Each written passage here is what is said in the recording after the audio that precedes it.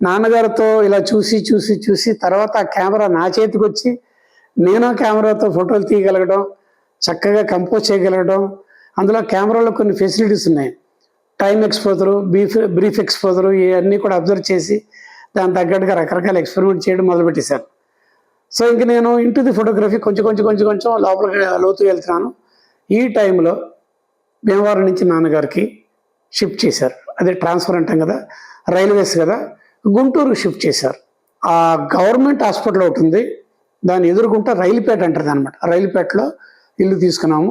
ఈలోపు ఏం జరిగిందంటే నాన్నగారు రైల్వేస్లో సదరన్ రైల్వే ఎంప్లాయీస్ సంఘ్ అని ఒకటి ఉండేది అనమాట, ఒక యూనియన్ లాంటిది. దానికి యాక్టివ్గా ఉండేవాళ్ళు, సెక్రటరీగా రీజనల్ సెక్రటరీగా ఉండేవాళ్ళు.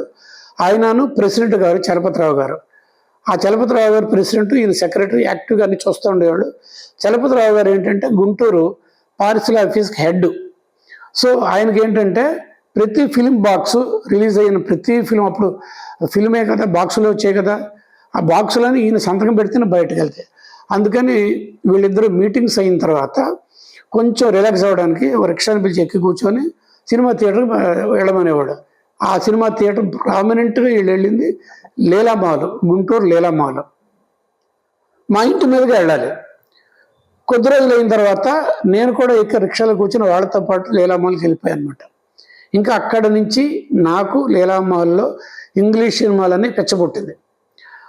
ఆ లీలామాల్లో ఏంటంటే వారానికి 2 సినిమాలు, ఏదైనా మంచి సినిమా అంటే మ్యాక్సిమం 1 వీక్ అంతే, 2 సినిమాలు 3 సినిమాలు ఇలాగ మారిపోతూ ఉండేవి.